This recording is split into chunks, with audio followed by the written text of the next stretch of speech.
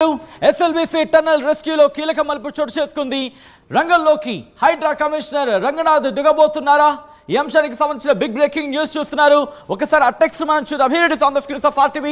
వీలైనంత త్వరగా rescue operation పూర్తి చేస్తారంటూ కూడా చెప్పుకొచ్చినట్టుగా తెలుస్తుంది. రంగనాథ్ ఇప్పటికే వారం రోజులుగా రెస్క్యూ ఆపరేషన్స్ కొనసాగుతున్నాయి. తాజాగా GPR technology ultra thermal cutters ని వినియోగిస్తున్నట్టుగా తెలుస్తుంది. ఎస్ఎల్బీసీ టన్నల్ రెస్క్యూలో కీలక మలుపుకు సంబంధించి ఆ డెవలప్మెంట్ చూస్తున్నాం. రంగంలోకి హైడ్రా కమిషనర్ రంగనాథ్ దిగబోతున్నట్టుగా తెలుస్తోంది. ఈ నేపథ్యంలో మంత్రులు ఉత్తమ్ కుమార్ రెడ్డి, జూపల్లితో పాటు ఉన్నతాధికారులతో ఆయన చర్చలు జరుపుతున్నట్టుగా తెలుస్తుంది. ఒకసారి మా ప్రతినిధి రోహిత్ దగ్గరికి వెళ్లే ప్రయత్నం చేస్తాను, ఎందుకంటే అక్కడ ఉన్నతాధికారులతో రోహిత్ ఉన్నారు. ఒక్కసారి ఆ విజువల్స్ కి సంబంధించి చూసే ప్రయత్నం చేద్దాం. ఆ తర్వాత నేను రోహిత్ దగ్గరికి వెళ్లే ప్రయత్నం చేస్తున్నాను. Hit is on the screens of RTV. మీరు చూడొచ్చు. Here it is. ఇక్కడ మంత్రులు ఉత్తమ్ కుమార్ రెడ్డితో పాటు అందరూ కూడా ఉన్న సిచ్యువేషన్. మా ప్రతినిధి రోహిత్ దగ్గరికి వెళ్లే ప్రయత్నం చేస్తున్నాను. రోహిత్, ప్రెసెంట్ అక్కడ ఎటువంటి సినారియో ఉంది? దాంతోపాటు ఉన్నతాధికారులు ఏమంటున్నారు? సచిన్, సహాయక చర్యలు చాలా వేగంగానే కొనసాగుతున్నాయి. ఇప్పుడు అల్ట్రా థర్మల్ కటర్స్ ని రైల్వే శాఖ నుంచి అల్ట్రా థర్మల్ కటర్స్ ని కూడా తెప్పించారు. Ultra thermal cutters high temperature తో లోపల ఉన్న ఆ మెషిన్ ని కట్ చేస్తాయి. ఎందుకంటే అది 1500 టన్నుల బరువు ఉంది. 150 మీటర్ల పొడవైన టన్నెల్ బోర్ మెషిన్ ఉంది. ఇప్పుడు ఆ టన్నెల్ బోర్ మెషిన్ ని ఆ టన్నెల్ లోపల ఉన్నటువంటి కొంచెం స్పేస్ లోనే కట్ చేసుకుంటూ ముందుకు వెళ్ళాలి. అక్కడ నుంచి వాటర్ వస్తూ ఉంది, మట్టి వస్తూ ఉంది. అవి సహాయక చర్యలు ఆటంకం కలిగిస్తున్నప్పటికీ అన్ని డిపార్ట్మెంట్లు కూడా సమన్వయంతో కలిసి ముందుకు వెళుతూ ఉన్నాయి. నిజానికి అది ఓపెన్ ప్లేస్ లో అయితే సహాయక చర్యలు ఎక్కువ మంది కొనసాగించడానికి అవకాశం ఉంటుంది. కానీ గడ్డను తీసుకొచ్చినప్పటికీ కూడా అది ఒక టన్నెల్ కాబట్టి అంత చిన్న స్పేస్ లో ఒక 2 లేదా 3 మాత్రమే అక్కడ ఉండి కట్ చేసుకుంటూ ముందుకు వెళుతూ ఉండాలి. దాంతోపాటు వాటర్ వస్తూ ఉండటం, ఊబి ఎక్కువగా వస్తూ ఉండటంతో అక్కడ పనులకు కొంత మరీ ఎక్కువ స్పీడ్గా వెళ్ళటానికి అవకాశం ఏర్పడట్లేదు. కానీ ఎంత వేగంగా పనులు చేయొచ్చో అంత వేగంగా అన్ని టీంలు కూడా కోఆర్డినేషన్తో ముందుకు వెళ్ళి కట్ చేస్తున్నాయి. ఇటు హైడ్రా కమిషనర్ రంగనాథ్ కూడా మంత్రులతో సమావేశమయ్యారు. పనులు జరుగుతున్న విధానం గురించి మాట్లాడారు. సాధ్యమైనంత త్వరగా లోపల చిక్కుకున్న వాళ్ళే ఆచూకీ కనిపెట్టడానికి అన్ని డిపార్ట్మెంట్లు కూడా ముందుకు వెళ్తున్నాయి. ఇంతకుముందు మనం చూసాం, ఆ టన్నెల్ వరకు కూడా మనం వెళ్ళాం. అక్కడికి వెళ్ళిన తర్వాత ఒక సిబ్బంది ముందు రాత్రి నుంచి అంటే 16 గంటల నుంచి ఆ లోపల టన్నెల్లోనే సహాయక చర్యలో పాల్గొన్న సిబ్బంది వచ్చారు. కొంత మట్టిని ఆ ట్రైన్లో తీసుకుని వచ్చారు. ఆ మట్టి కూడా ఎలా ఉందో మనం చూసాం. చాలా గట్టిగా నీటిలో ఉన్నంతసేపు చాలా కాంక్రీట్ వేసినంత గట్టిగా ఉంటుంది. అంటే లోపల ఎవరైనా ఉంటే ఆ మట్టి వాళ్ళని ఎటు కదలకుండా చేసేటువంటి అవకాశం ఉంటుంది. అలాంటి పరిస్థితుల్లో వాళ్ళు రెస్క్యూ ఆపరేషన్స్ కొనసాగిస్తూ ఉన్నారు. అండ్ అధునాతన స్కానర్స్ని కూడా తీసుకొచ్చి ఆ లోపల స్కాన్ చేసి ఆ డేటాను అనలైజ్ చేస్తున్నారు, ఆ డేటాను విశ్లేషిస్తూ ఉన్నారు. సో లోపల ఉన్న వాళ్ళ పరిస్థితి ఎలా ఉంటుంది, ఎక్కడ ఉండే అవకాశం ఉంటుందని. కానీ మెయిన్ ఏంటి అంటే ఆ 150 మీటర్లో ఉన్న మెషిన్ అంతా కూడా మట్టితో నిండిపోయింది. కాబట్టి దాన్ని కట్ చేసుకుంటూ ముందుకు వెళుతూ ఉంటే వస్తున్నటువంటి వాటర్ కొంచెం ఆటంకాన్ని కలిగిస్తూ ఉంది. కన్వేయర్ బెల్ట్ కూడా పనిచేయడం మొదలు పెడితే కట్ చేసినటువంటి ఆ శిథిలాలను, లోపల ఉన్నటువంటి డెబ్రీస్ని, వీటన్నిటిని కూడా బయటకు తరలించడానికి అవకాశం ఉంటుంది. కానీ లోపలంతా మాన్యువల్గానే చేయాల్సి వస్తుంది. కొన్ని జేసీబీలను, ప్రొక్లైనర్స్ లోపల పంపించారు. వాటి సాయంతో మట్టిని వెలికి తీస్తున్నారు. మనకి ఇక్కడ ఈ శిబిరం దగ్గర ఉన్న పోలీస్ అధికారులు కూడా ఇక్కడ ఎప్పటికప్పుడు పరిస్థితి, ఇదిగో ఒక రెస్క్యూ వ్యాన్ కూడా మనకు వస్తుంది, మనం అటు చూడొచ్చు. ఆ రెస్క్యూ వ్యాన్లోనే రెస్క్యూ సిబ్బందిని తరలిస్తూ ఉన్నారు.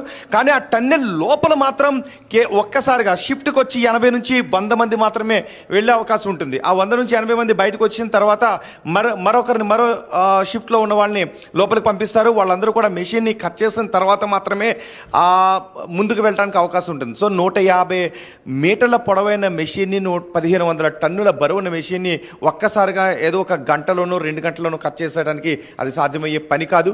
కానీ ఎటువంటి అవాంతరం లేకుండా, మానవ అవాంతరం లేకుండా మాత్రం పనులు చాలా వేగంగా కొనసాగుతున్నాయి. ఇక్కడ ఈ శిబిరంలో ఎస్పీ కూడా ఉన్నారు, నాగర్ కర్నూలు ఎస్పీ. ఒకసారి ఆయనతో మాట్లాడండి. ఎస్పీ గారు నమస్తే అండి. ఎస్పీ గారు, ఎలా జరుగుతున్నాయి సహాయక చర్యలు? అది నిన్న నుంచి మన NDRF, SDRF team, army team మరియు కంపెనీ ఆఫీషియల్తో పాటు సింగరేణి నుంచి కూడా చాలామంది వర్కర్ వచ్చారు.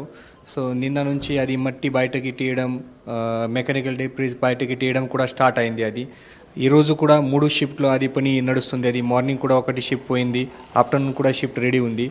సో ఈ అన్ని మొత్తం అక్కడ ఏదైనా మడ్ స్ట్రక్ అయింది, అది మట్టి ప్లస్ మెకానికల్ డెబ్రీస్. ఈ మెకానికల్ డెబ్రీస్ గురించి కూడా ఆల్రెడీ గ్యాస్ కట్టర్స్ ఉన్నాయి, తర్వాత మన ప్లాస్మా కట్టర్స్ రైల్వే డిపార్ట్మెంట్ నుంచి కూడా పిలవడం జరిగింది. సో అన్ని మొత్తం వార్ ఫుటింగ్లో ఇప్పుడే నడుస్తుంది and hopefully we're getting good results.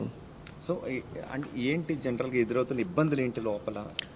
అది ఫస్ట్ మన స్టార్టింగ్లో కొన్ని ఛాలెంజెస్ ఉన్నాయి. అది ఎట్లా మళ్ళీ మట్టి తీయడం స్టార్ట్ చేసేది, మళ్ళీ ఏదైనా రూప్ కొలాప్స్ ఛాన్స్ ఉన్నాయి, ఎవరైనా రెస్క్యూ టీమ్ లోపల పోతున్నారు వాళ్ళకి మళ్ళీ రిస్క్ ఉంది. అది ఈ అన్ని మొత్తం అనాలిసిస్ చేసిన తర్వాత కొంతమంది ఎక్స్పర్ట్ కూడా వచ్చారు, బార్డర్ రోడ్ ఆర్గనైజేషన్ నుంచి కూడా కర్నల్ ఆర్మీ వాళ్ళు వచ్చారు, మరియు ఎన్జిఆర్ఐ నుంచి జియోలాజీ నుంచి అందరూ వచ్చారు. వాళ్ళు కూడా సర్వే కండక్ట్ చేసి అన్ని మొత్తం వెరిఫై చేశారు.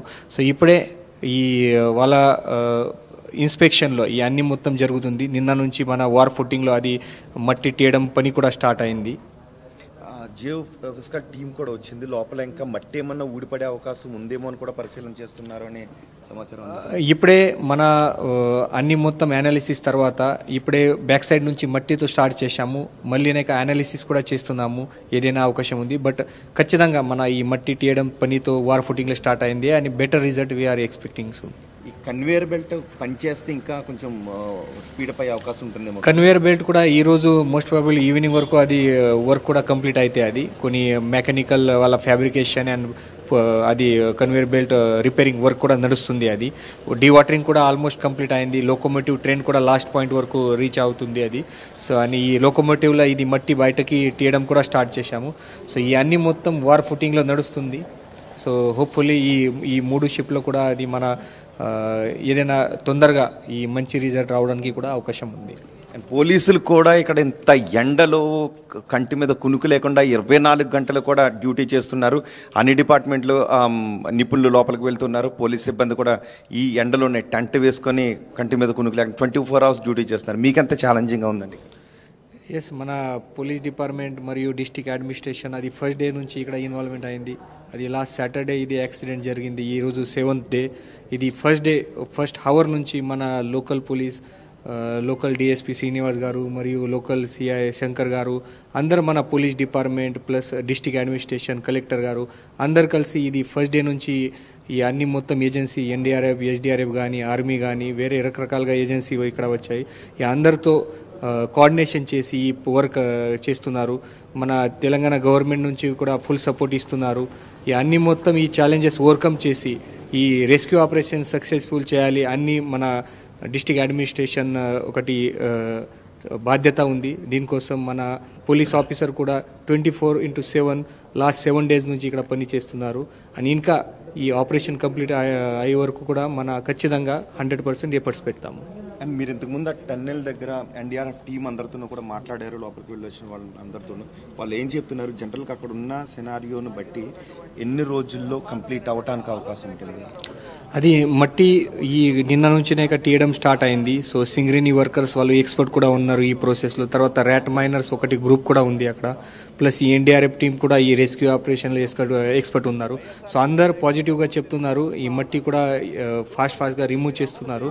సో హోప్ఫుల్లీ ఇది మన తొందరగా వీఆర్ ఎక్స్పెక్టింగ్ రిజల్ట్. అది సో ఈ అల్ట్రా థర్మల్ కట్టర్స్ తీసుకొచ్చారని, ఇది ప్లాస్మా కట్టర్స్ అది మన రైల్వే డిపార్ట్మెంట్ నుంచి కూడా అనేక పిలవడం జరిగింది. ఈ plasma cutters heavy mechanical cutting లో యూజ్ అయితే అది. సో ఏదైనా హెవీ పార్ట్స్ ఉన్నాయి, మషిన్ పార్ట్, టీబీఎం పార్ట్స్, అది కూడా ఇమ్మీడియట్గా కట్ అవుతాయి. ఈ ప్రాసెస్ ఎక్స్పెడిట్ చేయడానికి, ఫాస్ట్గా చేయడానికి ఇది ప్లాస్మా కట్టర్స్ కూడా పిలవడం జరిగింది. Thank you very much SP గారు. సో ఇక్కడ పనులు చాలా వేగంగా కొనసాగుతున్నాయి, అన్ని డిపార్ట్మెంట్లతోనూ కలుపుకొని సమన్వయంతో ముందుకు వెళ్తున్నామని చెప్తున్నారు. సో ప్లాస్మా కట్టర్స్ కూడా ఇక్కడికి వచ్చాయి, అల్ట్రా థర్మల్ కట్టర్స్. అవి హెవీ వెయిట్ ఉన్న మెటల్స్ని చాలా వేగంగా అధిక ఉష్ణోగ్రతతో అవి కట్ చేస్తూ ఉంటుంటాయి. కాబట్టి ఆ కటింగ్ ప్రాసెస్ అనేది ఇంకా చాలా వేగవంతం అవడానికి అవకాశం ఉంటుందని చెప్తున్నారు. సో 3 షిఫ్ట్లు వెళ్తూ ఉన్నారు. సో 3 షిఫ్ట్ల వారిగా అక్కడ లోపలికి పంపిస్తున్నారు, ఎందుకంటే ఒక్కసారిగా ఎక్కువ మందిని పంపించిన అక్కడ సఫికేషన్ తప్ప వేరే ఉండదు కాబట్టి అని. సో ఎంతమందిని పంపించాలో అంతమందిని కూడా పంపిస్తున్నారు 3 షిఫ్ట్లో. కానీ ఒక్కసారి వచ్చి అక్కడ 100 మంది 80 నుంచి 100 మంది వరకు ఉండటానికి అవకాశం ఉంది అని చెప్తున్నారు. ఇటు హైడ్రా కమిషనర్ రంగనాథ్ కూడా మంత్రులతో మాట్లాడారు, ఇంకా ఎటువంటి అదనపు చర్యలు ఏమన్నా తీసుకోవాలనే విషయం గురించి. కానీ లోపల మెయిన్ ఆటంకం కలిగిస్తున్నది ఛాలెంజింగ్ విషయాలు ఏంటి అంటే ఇంకా వాటర్ ఎక్కువగా వస్తుంది, వాటిని డీవాటరింగ్ చేస్తూ ఉన్నారు. మనం ఇంతకుముందు చూపించాం లైవ్లో, వాటర్ అంతా కూడా కృష్ణానదిలోకి బయటికి పంపిస్తున్నారు. నిమిషానికి 4000 లీటర్ల వాటర్ వస్తుంది, మట్టి వస్తూ ఉంది. సో తీసే కొద్దీ మట్టి వస్తూ ఉన్నప్పటికీ కూడా చాలా వేగంగా ప్రాణాలకు తెగించి ముందుకు ఆ సహాయక చర్యలను కొనసాగిస్తూ వెళ్తున్నారు. సో ఏ క్షణమైనా ఇక నుంచి ప్రతి గంట కూడా చాలా ఇంపార్టెంట్, ప్రతి గంట కూడా ఉత్కంఠ.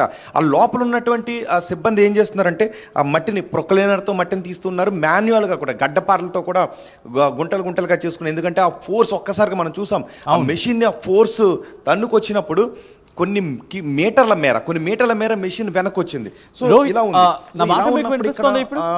గడ్డపారలతో మట్టిని తవ్వుతూ ఉన్నప్పుడు ఏమన్నా ఉంటుందా అనవాలి. అంటే నిజానికి వాళ్ళ ప్రాణాలతో ఉండాలని అందరూ కోరుకుంటూ ఉన్నారు. కానీ ఇప్పటికే 6 రోజులు అయిపోతూ ఉండటంతో కొంత భయాందోళనలు వ్యక్తమవుతున్నాయి, ఏం జరుగుతుందని. కానీ కొన్ని సందర్భాల్లో కొన్ని మిరాకిల్స్ జరిగిన, పెద్ద భూకంపాలు వచ్చి కూలిపోయిన చోట కూడా శిథిలాల కింద కొన్ని రోజుల తర్వాత ప్రాణాలతో బయటపడ్డ వాళ్ళు కనపడ్డారు. మనం వైనాడులో కూడా మనం చూసాం. వైనాడులో కూడా అంత ప్రకృతి విపత్తులో బురదలో కూరుకుపోయిన తర్వాత కూడా కొంతమంది ప్రాణాలతో బయటపడే సందర్భాలు ఉన్నాయి. సో అదే హోప్, వాళ్ళ సాధ్యమైనంత వరకు ప్రాణాలతో ఉండాలనే హోప్తోనే ముందుకు వెళ్తున్నారు. ఆ సహాయక చర్యల్లో ప్రధాన ఉద్దేశం ఒక్కటే, మెయిన్ ఉద్దేశం ఒకటే, లోపల చిక్కుకున్న 8 మంది ఆచూకీని కనిపెట్టాలి, వాళ్ళ ప్రాణాలతో బయటకు రావాలని. కానీ ఎక్కడ చూసినా బురదను తవ్వుకుంటూ మాన్యువల్గా తవ్వుకుంటూ జేసీబీని తీసుకువెళ్ళినా కూడా ఫ్రంట్లో ఒక జేసీబీ మాత్రమే వర్క్ చేయడానికి ఉంటుంది, 2 పక్కన ఉండి అంతా వర్క్ చేయడానికి అవకాశం ఉండదు ఒక జేసీబీని తీసుకువెళ్ళడానికి. అందుకే చిన్న ప్రొక్లైనర్స్ ఉన్నాయి, వాటిని కూడా రిపేర్ చేస్తున్నారు, వాటిని లోపలికి తీసుకెళ్లి వర్క్ చేయడానికి. మీరు అన్నట్టుగా ఎందుకంటే ఇంత ఆపరేషన్ కనిపిస్తోంది.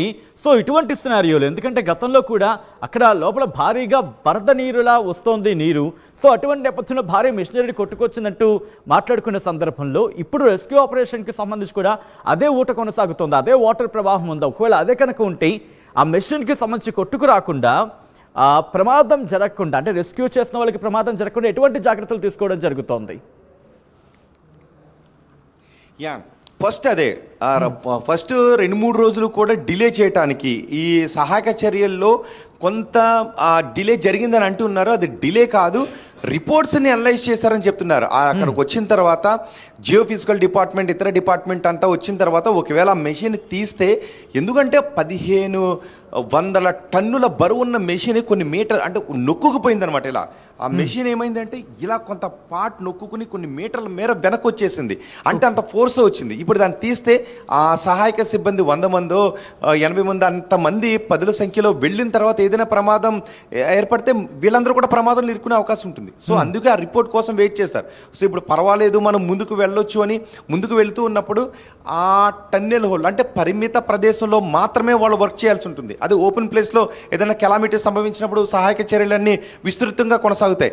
కానీ అది ఒక టన్నెల్లో ఉంది కాబట్టి ఆ ఫ్రంట్ లైన్లో ఉన్నటువంటి వాళ్ళు మాత్రమే, పరిమిత జనం మాత్రమే ఉండి అక్కడ సహాయక చర్యలు ఫ్రంట్ లైన్లో చేయడానికి అవకాశం ఉంటుంది. అందులోనూ ముందు నుంచి నీరు రావటం, ఇసుక రావటం, ఇవి ఆటంకాన్ని కలిగిస్తూ ఉన్నాయి. సో కొంత ప్రమాదం ఉన్నప్పటికీ కూడా ఇంకా ఏదైనా కొండ చర్యలు విరిగిపడే అవకాశం ఉంటుందా లేదని అనలైజ్ చేసిన తర్వాతే ఓకే గో అహెడ్ సహాయక చర్యలు కొనసాగించండి అని ఆదేశాలు వచ్చి దాంతో సహాయక చర్యలు కొనసాగించుకుంటూ ముందుకు వెళ్తూ ఉన్నారు. ఇంకా ఎటువంటి అధునాతన స్కానర్స్ని తీసుకుని రావాలి, అధునాతన కటర్స్ని తీసుకుని రావాలనే విషయం గురించి కూడా చేస్తున్నారు. అయితే మెయిన్ ఏంటి అంటే వచ్చిన తర్వాత ఇక్కడ నుంచి ఆ 14 కిలోమీటర్ల దూరాన్ని కూడా ఆ చిన్న లోకో ట్రైన్లో లోపలికి పంపించడం. ఆ 14 కిలోమీటర్ల దూరం వెళ్ళటానికి పట్టే సమయం సుమారు గంట పైన సమయం పడుతుంది.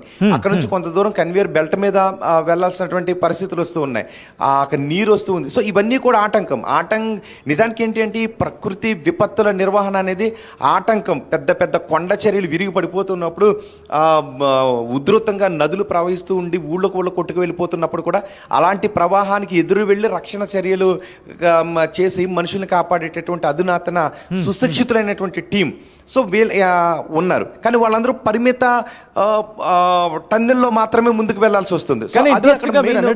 ఎందుకంటే టన్నులకు సంబంధించి ఆ వ్యర్థాన్ని బయటకు తీసుకురావాలనుకున్నప్పుడు మీరు అన్నట్టుగా లోకో ట్రైన్ మాత్రమే ప్రస్తుతం వాళ్ళకి అక్కడ బేస్గా ఉంది. సో దీనికన్నా మెరుగైన అంశానికి సంబంధించి పరిశీలన ఇవ్వడం జరుగుతుందా, లేకపోతే ఉన్న వాటిలో ది బెస్ట్ ఇప్పుడు అది మాత్రం అందుబాటులో ఉందా? సాధ్యమైనంత వరకు వీళ్ళు ఏం చేస్తున్నారంటే ఇప్పటి వరకు వాళ్ళకు ఉన్నటువంటి అవకాశం అంటే వేరే బోగీస్ లాంటివి అంటే ప్లాట్ఫామ్స్ని తీసుకొచ్చి దానికి అటాచ్ చేయడానికి బయట నుంచి తీసుకుని వచ్చి కొనసాగించడానికి అది చాలా టైం టేకింగ్. సో వీళ్ళ దగ్గర ఆల్రెడీ ఉన్నటువంటి ఆ లోకో ట్రైన్స్తో ఎంతవరకు తీసుకుని రావాలో ఆ ప్రయత్నాన్ని చేస్తున్నారు. అంతకుమించి లోపల వేగంగా వెళ్ళలేరు. ఎందుకంటే ఆ ట్రైన్ ఇంకా వేగంగా వెళితే ఆ వైబ్రేషన్స్కి మళ్ళీ ఏదైనా ప్రమాదాలు జరిగే అవకాశం ఉంటుంది. కాబట్టి మ్యాక్సిమం ఎంత స్పీడ్తో చేయగలుగుతామో ఆ స్పీడ్లో చేస్తున్నారు. అండ్ మాన్యువల్గా లోపల జరుగుతున్నవి ఏంటి అంటే కొన్ని సంచులు కూడా పట్టుకుని వెళ్ళారు. ఆ సంచుల్లో మట్టిని నింపిన తర్వాత వాటిని క్యారీ చేస్తున్నారు పక్కకి. అన్ని వాటిని కూడా బయటికే ఆ లోకో ట్రైన్లోనే తీసుకొచ్చిన తర్వాతే మళ్ళీ ఒక్కొక్కటి లోపలికి పంపించాలంటే సహాయక చర్యలు కొన్ని రోజులు పట్టే అవకాశం ఉంటుంది. సో వీళ్ళందరూ లోపలికి వెళ్ళిన వాళ్ళు ఏం చేస్తున్నారంటే పక్కకు తీసుకోవడం, వాటిని పక్కకు పెట్టడం, ఎక్కడైతే ఆ వేని క్లియర్ చేయడానికి ఉన్నటువంటి అన్ని అవకాశాలని కూడా వాళ్ళు పరిశీలించి అలా వేని క్లియర్ చేసుకుంటూ ఆ లోపలికి వెళ్ళి ఆ మెషిన్ని కట్ చేయటం.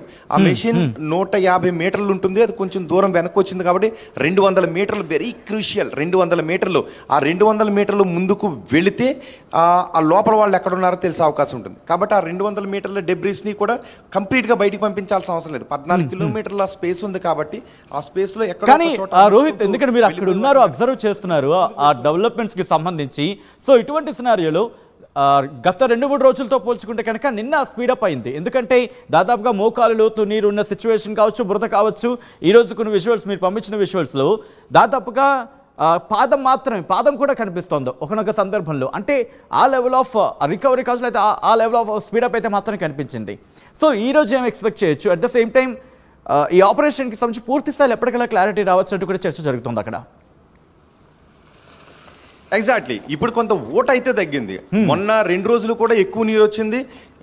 ఇప్పుడు ఆ ఊట తగ్గింది. అండ్ దాని రిపోర్ట్స్ కూడా వచ్చాయి. అక్కడ జియోఫిజికల్ డిపార్ట్మెంట్ రిపోర్ట్స్ కూడా వచ్చాయి. సో ఇప్పుడు పనులు వేగవంతమయ్యాయి. అందుకే ఎక్కువ మంది కార్మికులను షిఫ్ట్లో, మొన్నటి వరకు కేవలం తక్కువ మంది అంటే నిపుణులు మాత్రమే వెళ్ళి పరిస్థితిని అంచనా వేయడానికి వర్క్ స్టార్ట్ కాలేదు. పరిస్థితిని అంచనా వేసే నిపుణులు మాత్రమే వెళ్ళారు.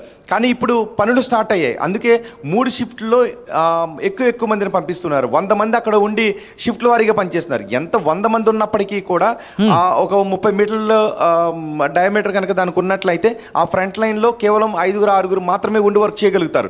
మిగిలినటువంటి సిబ్బంది అంతా కూడా వెనకే ఉంటారు. ఆ కట్ చేసిన పార్ట్స్ని వాళ్ళకి ఇచ్చేస్తూ ఉంటే ఆ టన్నెల్లో ఎక్కడో ఒక చోట అంటే వేకి ఆటంకం కలగకుండా వాళ్ళు పనిచేస్తుంటారు. బురదను తీయటం, దాంట్లో ఆ పక్కన ఎక్కడైనా అడ్జస్ట్ చేయటం, ఈ పనులన్నీ కూడా చేస్తుంటుంటారు. మెయిన్ మనకు కావాల్సింది ఆ ఫ్రంట్ లైన్లో మహా అంటే ఒక 5-6 మించి ఆ డయామీటర్లో ఆ టన్నెల్లో ఫ్రంట్లో ఉండే అవకాశం లేదు. మిగిలిన వాళ్ళంతా వెనక ఉండి వాటిని మాన్యువల్గా వాళ్ళకి ఇస్తూ ఉంటా. పైపులు కూడా మనం చూసాం, వాళ్ళు ఒకరికొకరు సాయం పట్టుకుని భుజాల మీద పెట్టుకుని తీసుకొచ్చి వేరే చోట పెట్టేస్తున్నారు. ఎందుకంటే చివరి వరకు ఆ ట్రైన్ వెళ్ళదు. ఆ ట్రైన్ దగ్గరికి తీసుకుని రావడానికి అక్కడ మ్యాన్ పవర్ చాలా అవసరం. సో వెళ్తున్న సిబ్బంది అంతా కూడా కట్ చేసిన పార్ట్స్ని తీసుకొచ్చి ఆ ట్రైన్ దగ్గర పెట్టడం, ఆ టన్నెల్లో మిగిలిన వేరే ప్లేసుల్లో అమరు చేస్తున్నారు. వాళ్ళకి మెయిన్ కావాల్సింది ఏంటంటే అక్కడ లోపలికి 150 మీటర్లు కట్ చేసుకుని ముందుకు వెళుతూ ఉంటే వాళ్ళకి వెళ్ళటానికి వే కావాలి. ఫస్ట్ ఆ వేకి కావాల్సినటువంటి దారిని ఏర్పాటు చేసుకుంటూ ఉన్నారు. సో ఆ క్రమంలో కట్ చేసిన ప్రతి పార్ట్ని బయటకు తీసుకొచ్చిన తర్వాతే పనులు ముందుకు వెళ్ళాలి అంటే అది కష్టం. కాబట్టి అలా చేయడం లేదు. కట్ చేసినవన్నీ కూడా పక్కన ఎక్కడో ఒక చోట పెట్టేస్తున్నారు. కొంత ఆ ట్రైన్ వచ్చేటప్పుడు బ్యాక్ షిఫ్ట్ ఎక్స్చేంజ్లో బ్యాక్ వచ్చేటప్పుడు కొంత మట్టినో లేదంటే కొన్ని పార్ట్స్నో బయటికి పంపిస్తున్నారు. సో పనులు ఎంత వేగంగా చేయాలి, ఆ వేగంలో కొనసాగించడానికి ఎటువంటి టెక్నాలజీని యూజ్ చేయాలి, ఎటువంటి నిపుణులను ఫ్రంట్ లైన్లో ఉంచాలి, ఆ విషయాలన్నీ కూడా తీసుకున్నారు. సో ఇప్పుడు వాళ్ళందరూ కూడా పనులు వాళ్ళు వేగవంతం పెంచారు. సో మెయిన్ టాస్క్ ఆ 1500 టన్నుల బరువున్న ఆ మెషిన్ని, 150 మీటర్ల లెంగ్త్ ఉన్న ఆ మెషిన్ని, ఆ స్టీల్ కూడా చాలా గట్టిగా ఉంటుంది. అంటే మనకు ఆ టన్నెల్ని బోర్ని కట్ చేసుకుంటూ ముందుకు వెళ్తూ ఉందంటే ఆ స్టీల్ చాలా స్ట్రాంగ్గా ఉంటుంది.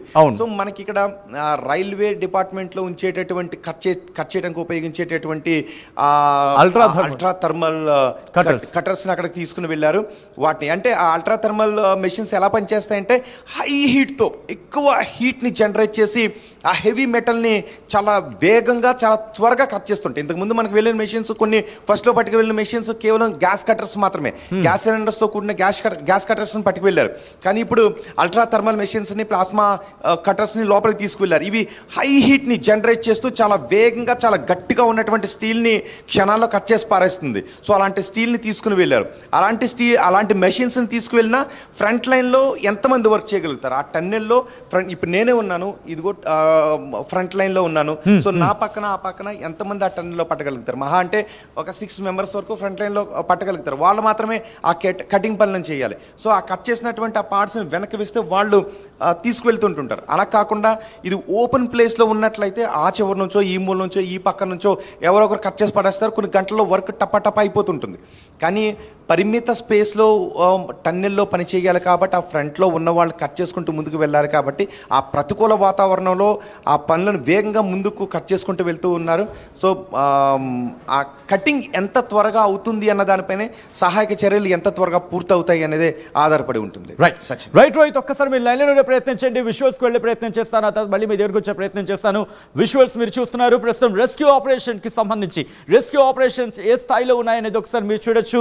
మరీ ముఖ్యంగా ఇక్కడ మీరు విజువల్స్ చూస్తే కనుక అక్కడ గడ్డపారతోని ఆ గోతుని తవ్వుతున్నారు. అంటే మరి ముఖ్యంగా వేలో ఉన్న ఆ బురదను వాళ్ళు తవ్వడం జరుగుతోంది. తవ్వి ఆ వాటర్ని అంటే ఎప్పుడైతే బురద తవ్వడం జరుగుతూ ఉంటుందో అక్కడ గొయ్యలు ఏర్పడుతూ ఉంటుంది. నీరు అనేది పైనుంచి వచ్చిన నీరు స్టాక్ అవ్వడం జరుగుతుంటుంది. ఈ వచ్చిన బురదని పైనుంచి పక్క నుంచి దీన్ని మళ్ళీ మోసుకెళ్ళి అవతల వైపు అంటే దాదాపుగా 12 కిలోమీటర్ల ఆవల అటువైపు దాన్ని ట్రాన్స్ఫర్ చేయడం జరుగుతుంది. అంటే అక్కడికి తరలించడం జరుగుతుంది. సో ఇలా అక్కడ మాన్యువల్గా చేస్తున్న సిచ్యువేషన్ మనం చూడొచ్చు. ఒక్కసారి విజువల్ మీరు చూస్తే కనుక నీటి ఊటకు సంబంధించి అక్కడ మీరు చూడొచ్చు ఏ స్థాయిలో ఉంది అనేది. అయితే రెస్క్యూ ఆపరేషన్స్ కొనసాగుతున్నాయి. ఈ రెస్క్యూ ఆపరేషన్స్ ఇంకా కొనసాగుతున్నాయి. ఈరోజు రైల్వే సిబ్బంది కూడా రంగంలోకి దిగి అల్ట్రా థర్మల్ కటర్స్ని ఉపయోగించి అంటే హై పవర్ అవి కట్టింగ్స్కి సంబంధించిన మిషన్. ఎందుకంటే టన్నెల్ బోరింగ్ మిషన్ అనేది దాదాపుగా 150 మీటర్ల పొడవుగా ఉన్నట్టుగా చెప్తున్నారు. దాంతోపాటు కొన్ని టన్నులు దాదాపుగా 1200-1500 టన్నుల బరువు ఉన్నట్టు చెప్తున్న నేపథ్యంలో దాన్ని కట్ చేయాలంటే హెవీ మెటల్ అది. సో దాన్ని కట్ చేయాలంటే గ్యాస్ కటర్స్ను ఉపయోగించిన పరిస్థితి ఉంది, ప్లాస్మా కటర్స్ను ఉపయోగిస్తున్న పరిస్థితి ఉంది. ఇప్పుడు అల్ట్రా థర్మల్ కటర్స్కి సంబంధించి కూడా ప్రస్తావించుకుంటున్న సిచ్యువేషన్ ఉంది. వీటన్నిటి సాయంతో రేపటికల్లా మరి ముఖ్యంగా గంటకి ఒక కీలకమైన డెవలప్మెంట్ చోటు చేసుకునే అవకాశం అయితే కనిపిస్తోంది. దాదాపుగా ఆఖరి ఘట్టం అంటూ ఉంటాం కదా, అంటే రెస్క్యూ ఆపరేషన్ సంబంధించి మాట్లాడుకున్నప్పుడు అంటే ఆ లాస్ట్ సిచ్యువేషన్కి దాదాపుగా చేరువుగా ఉన్నారని చెప్పుకోవాలి. ఏ క్షణాన ఎటువంటి అప్డేట్ అయినా వచ్చే అవకాశం కనిపిస్తోంది. మరి ముఖ్యంగా రేపు సాయంత్రం కల్లా పూర్తి స్థాయిలో క్లారిటీ వచ్చే అవకాశం కనిపిస్తోంది.